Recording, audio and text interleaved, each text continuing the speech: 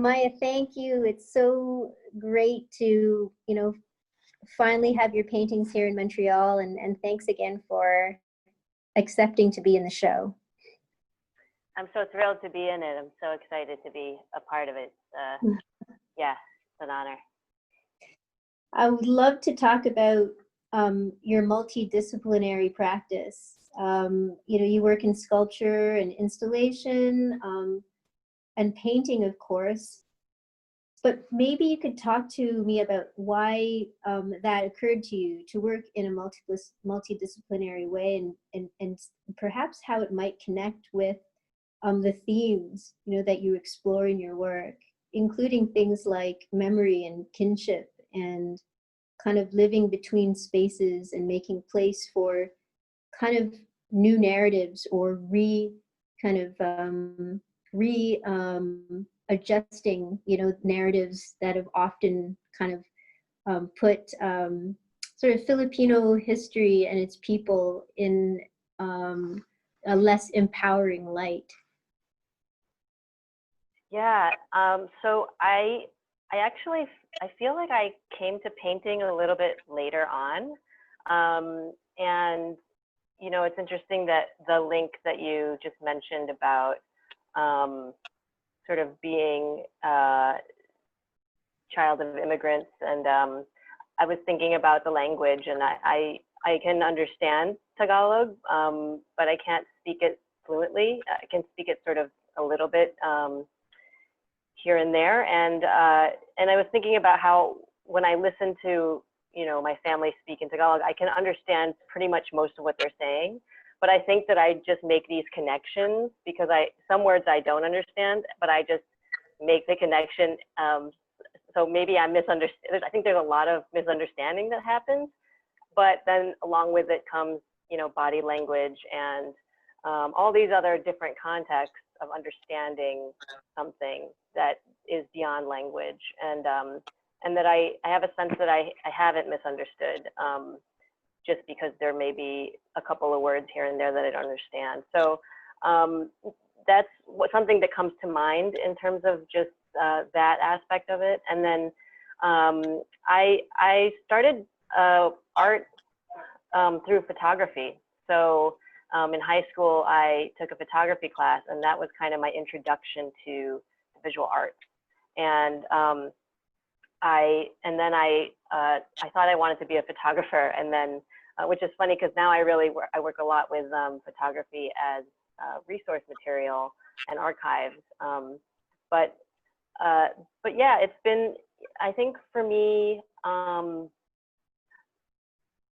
in terms of the work that I'm working on now, that I'm making now, the multidisciplinary way of approaching it had to do with how I was internalizing the images that I was seeing, from the colonial images, the artworks by Damian Domingo, and then also what I was reading about, and how all those different places, those things I was absorbing from those different sources, I needed to sort of break it down into a really simple way, so that then I started to draw just these really simple drawings, and then I started cutting them out. It was very intuitive, sort of just studio-based way of working with these things that I was learning and seeing. And then from there, I cut them out, and they became these rubbings, and that kind of later on became sort of sketches for drawings, or skeletons for drawings. And so in that way, the multidisciplinary part of it, I think it's just, yeah, sort of processing things in different ways, and also distilling it so that somehow it changes in that process. What you're creating is, it's a really rich and layered methodology, because you're starting with these, a variety of different research-based kind of other artists' works, and bringing that into dialogue with, for instance, that ethnographic set of photo works, and then you know, making these into drawings and the cutouts and the rubbings, and then creating, you know, these kind of like tools for which you create these pictures. But there's so many layers in it when you're looking at a painting, where things come into the foreground and then fade into the background, and then you know, this other moment where you will have something that looks photographic, actually, almost collage, you know, in the background, that hints to, you know, a specific moment in time within the context of Filipino culture. Maybe tell me a little bit about how you came to that methodology, because it's quite fluid and specific at the same time. Mm-hmm. Do you mean the cutouts themselves, or the drawing, or just in terms of using the archive as reference material? I guess that, you know, maybe walk me through it, because I know there's the research moment, you know, where Mm-hmm. you're kind of like, what is the research, or what are the archives telling me? But then there's this process of drawing that then becomes the process of cutouts. Maybe walk me through it, because I mean, it's really interesting in how you get to the final canvases, the final paintings, because there are so many like push and pull moments. Yeah. So, okay, I see. So I think one of the things that for me that I was very intrigued by in this process was just the act of looking really closely, and also there were a lot of things that felt very new to see, and then also things that felt very familiar to see. And so when I was doing the drawings, I was just looking at images and just drawing things that stood out to me. So a person in the picture, or plants in a landscape, animals, and then also these interiors, and sort of looking at what is hanging on the walls, and what's around these figures, and so that was sort of like the first step. And then the second step was having all these different pieces then from those drawings to look at, and then putting them back together. So I think there is a lot of collage. Collage is definitely a big part of the process. And this was sort of in the beginning of when I first started working this way. And at this point, I've looked at so many images that I'm sort of looking at the same images, that it's kind of changing again. And I think some of the paintings in the show, that was starting to happen already, where images were becoming internalized, and this idea of using these figures and places and times and objects and landscapes to then sort of be removed from that context and create its own whole new world. So some of the figures are in the act of creating. Some of the figures are sort of just doing their thing. But then the layers of time, there's a lot of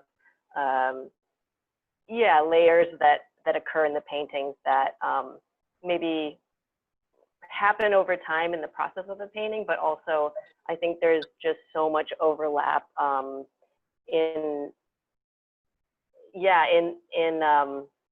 maybe some stories that I heard growing up, or the history that I'm reading, the stories, like the short stories I was reading, Nick Joaquin, and these characters who are multi-generational, sort of interacting. And I feel like that's something I really resonate with, is this multi-generational sort of knowing or interaction of narrative or storytelling that is inferred. But then for me, the process of actually looking at these archives and learning the colonial history through like more of like my own research library setting, as opposed to my Lola or Lolo telling me, or my grandmother, grandfather telling me a story about a Japanese soldier during World War II. Like all of that stuff is in there. So memory, imagination, I think, is what then activates those layers to come through. Earlier when you were talking about language, you know, I'm jealous because I don't understand Tagalog very well. I mean, there are some words and phrases, and then I usually, if I'm with a cousin or something, it's like, what are they talking about? They're talking about us, aren't they? You know, and it's like, you just like try to piece it together. And the thing about language, and in the Philippines, as you know, it's like, you know, every dialect has its specificities, and then the same word can mean something completely different in another dialect. Mm-hmm. And people love that. They love kind of like laughing about these, you know, these little jewels of humor when one word means complete, like something that's like either dirty or, you know. Yeah, exactly.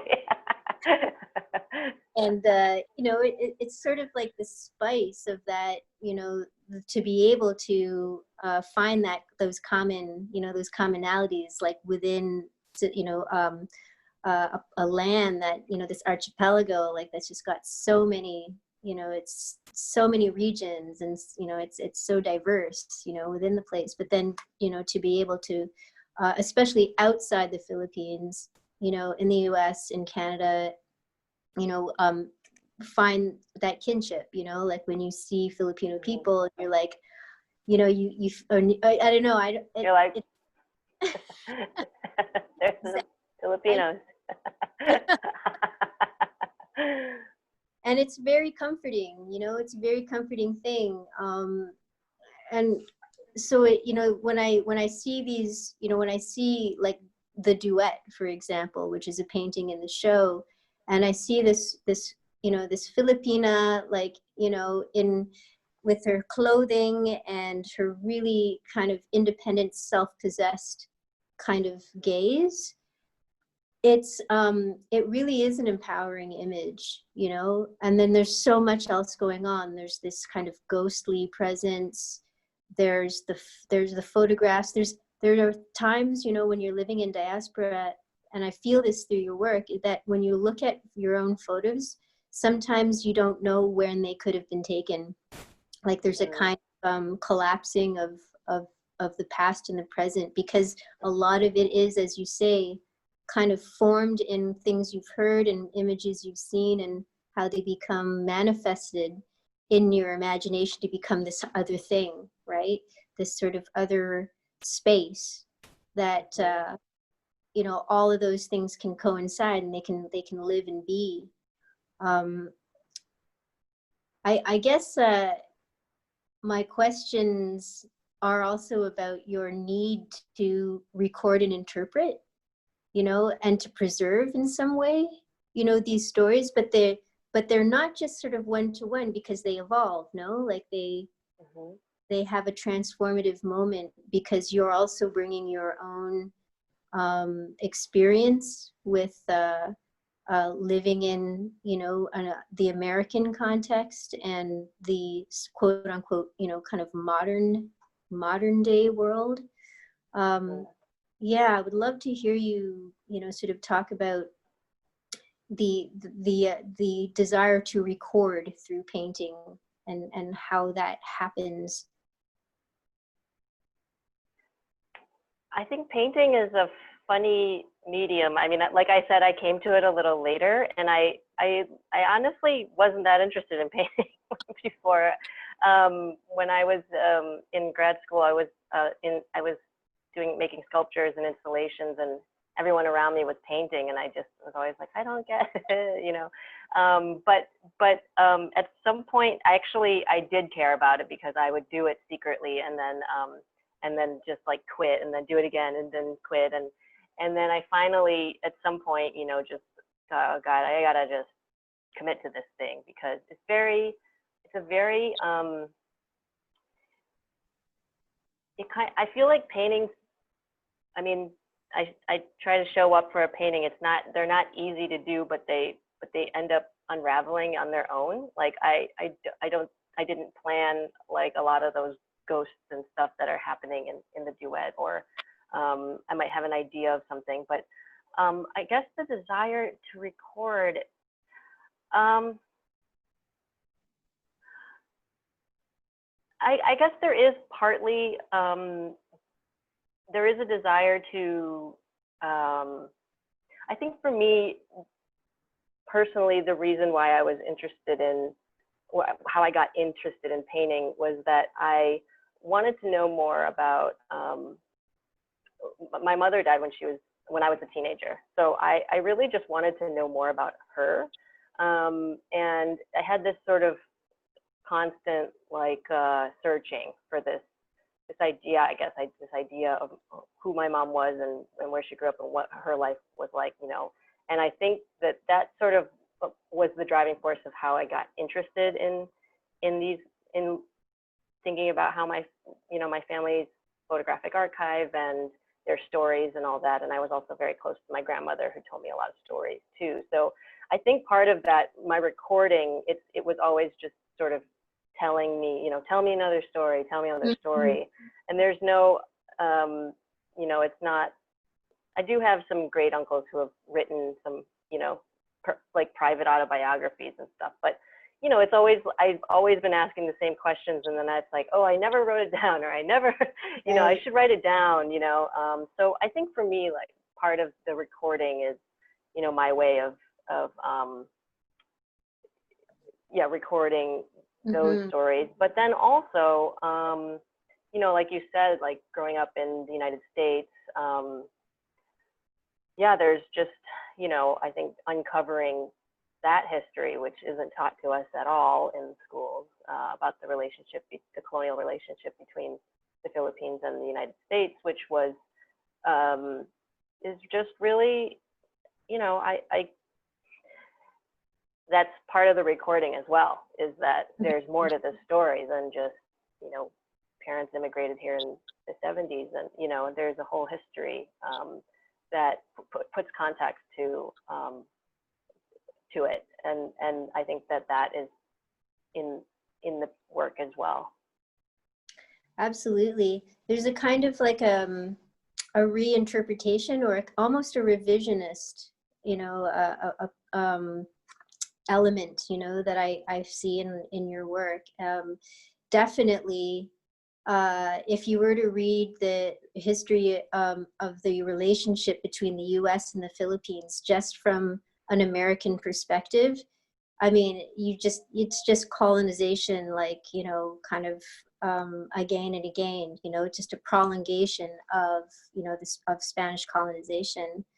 And so, there have been a few really well-written revisionist Filipino perspective of, that of the colonial history, that is a lot more empowering as well. Like, it's a lot more like, even, it's less, like paternalist and,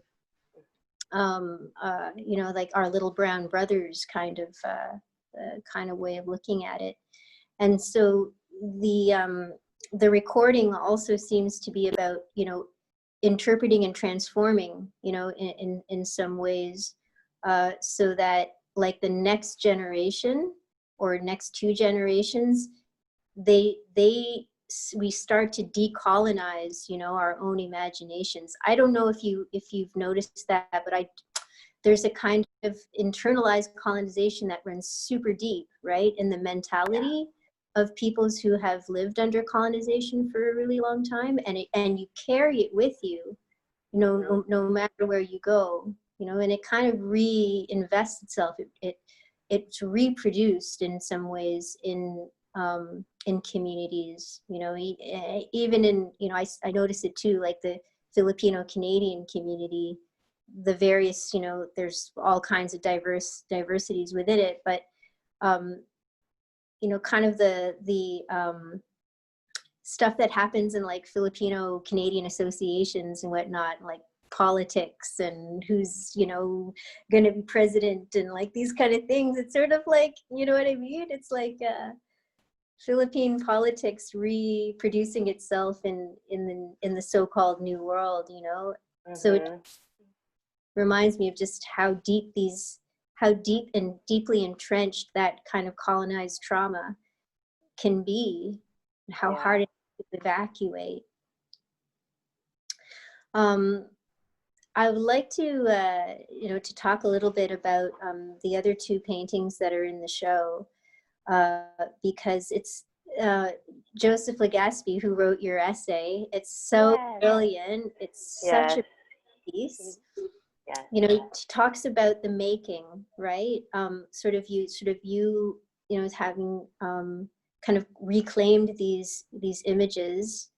They're based on the photographs. They're based on photographs by the American ethnographer, if I'm not mistaken. Yes. Can you just Yeah, tell me a bit about that archive? Sure. So that archive, I actually learned about it through the internet. I was looking for images of the Philippines prior to 1947, which is when my family's archive starts. So I wanted to look at some images from before then. And so when I did that search, anyway, this archive turned up, and it was these images of dead Filipinos with American soldiers kind of like, you know, like, look at our, you know, trophy or whatever. And it was very disturbing. Didn't really know what I was looking at. It also looked a lot like French Impressionist paintings, the like layout of the picture. So I did some more investigating on that, and it turned out to be an image from the Dean C. Worcester archive, which was commissioned by the United States government in 1905, which was, well, actually before that, during the Philippine-American War in 1898 to 1905. So Dean Worcester was, he was a zoologist and from Michigan, and he had already been to the Philippines to study birds. So he was an expert on birds. And, you know, he said, hey, you know, you guys should send me to this new colony, and I know all about it. And so he spent time in the non-Christian, sort of like more rural areas. And so the photography that he was doing along with somebody else from the government, I can't remember his name, but there's about 8,000 photographs from this archive. And it shows, yeah, it shows the progress of what the Americans were doing in in the Philippines at that time, including establishing schools, American schools, as well as you know, civilizing the natives of the area. So if you think about National Geographic, he was like a big architect for National Geographic, and that whole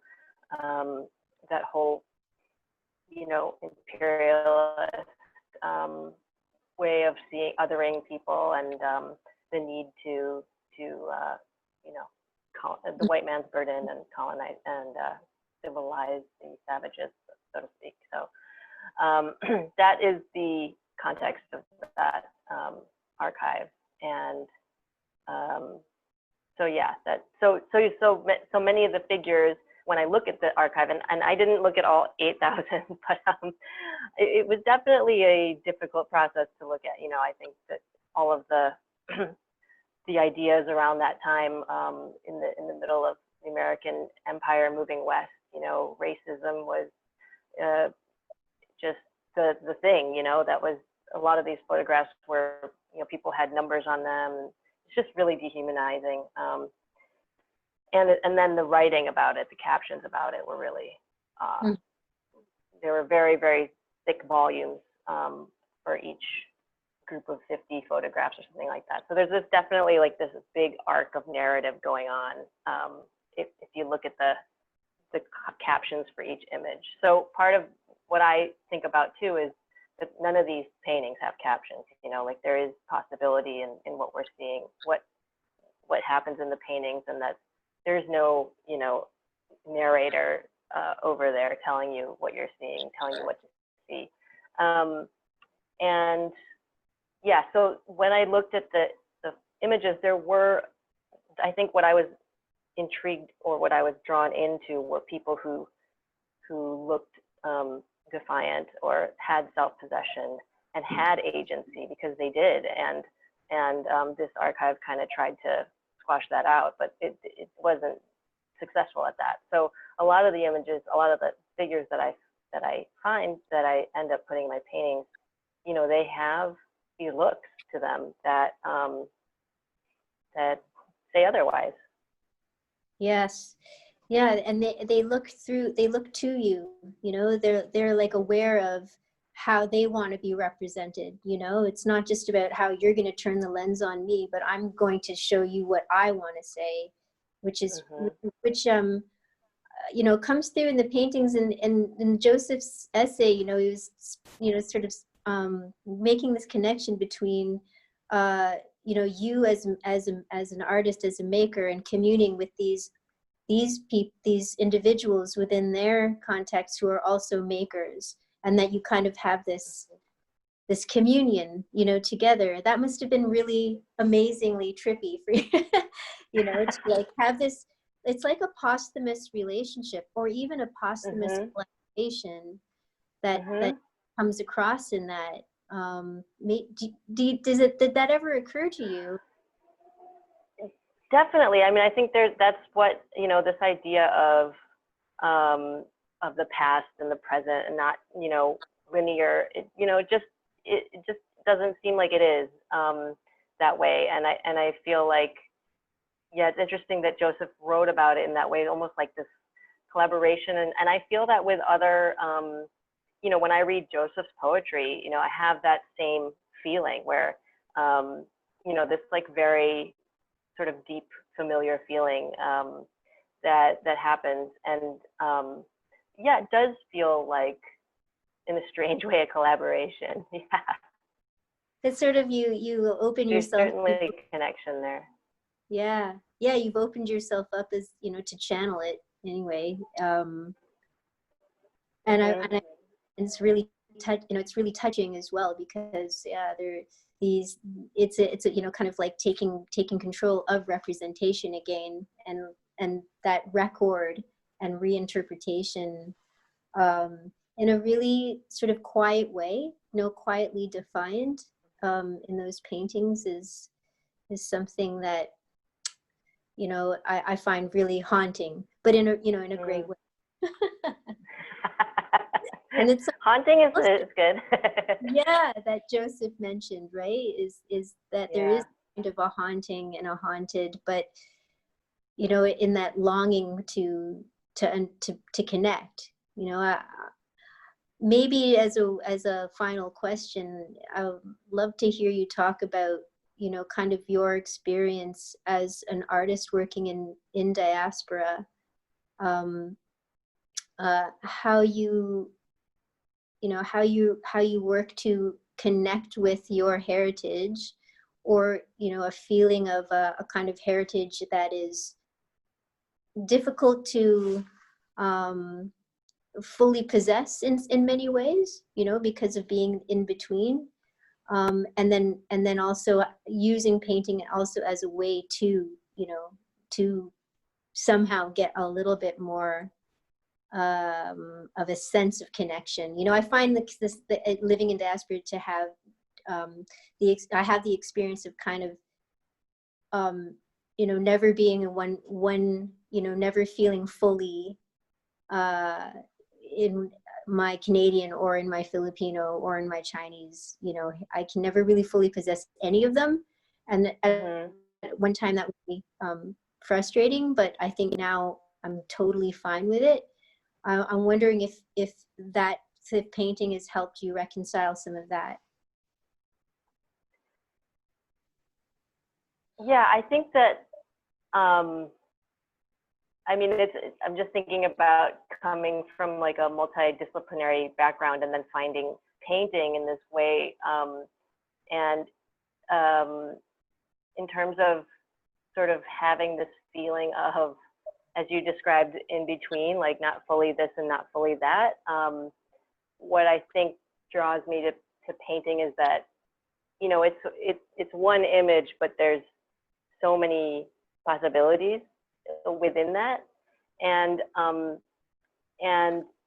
that's something that it always sort of surprises me every time, and it doesn't feel like it gets old, really, in that way, because, you know, it kind of can discover something different in each painting, and then it sort of tells it never comes out the way I think it's going to come out, is what I guess I'm trying to say. So, you know, this sort of idea of things being set in one way, or that I'm super American, or I'm super Filipino, or that I belong in any one place, it's like, it's actually very transient in general anyway. So I feel that in my studio, I'm able to, you know, just kind of play around with that, and sort of follow it, you know, and let it guide me to whatever it wants to be seen.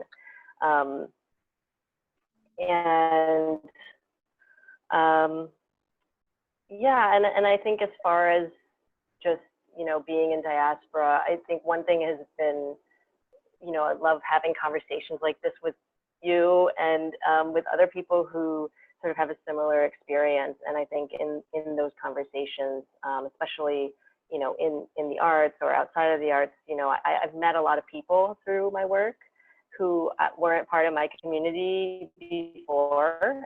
And in fact, I didn't really have much of like a Filipino or Asian American community, you know, until now. And so it's really interesting how my work has connected me with a lot of other, not only, you know, Filipino people who are, I tend to have a lot of this similar conversations, like, yeah, this is what happened, this is messed up, like, we got, you know, we're decolonizing, we're doing it, you know. So there's that for sure. And then just like, you know, I think yeah, having those conversations and having dialogue around that. Like, I just read Minor Feelings by Kathy Park Hong, which then a couple of my friends, we had a little book club about it, and it was just like, let's talk about this, you know. And I think having those conversations are just really, and where, you know, how we are, you know, a part of this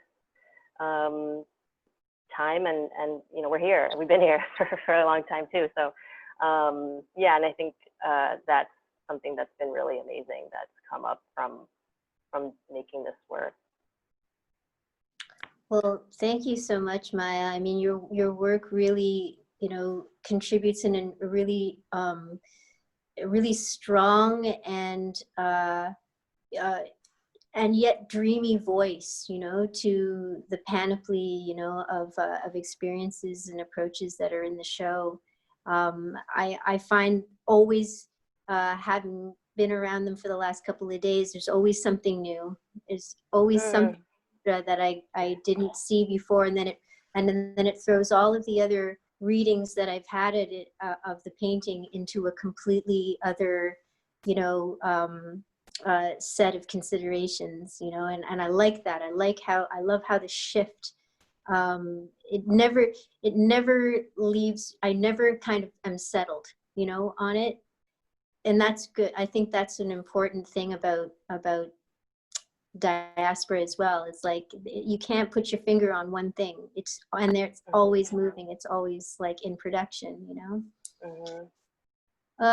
So, but I mean, yeah, I mean, we could go on, and I love these conversations with you too, and they're really valuable to me, and they actually, you know, are key to, you know, staying strong and making your, you know, just making the work you need to, and being true to it, and never mind, you know, all of those other voices like out there that, yeah, can be discouraging sometimes.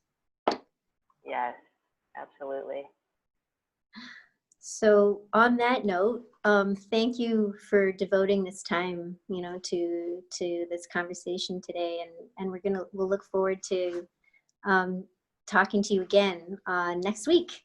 We're gonna do a panel. It'll be fun. Yeah, this was really wonderful. Thank you so much, Cheryl. Take care, Maya.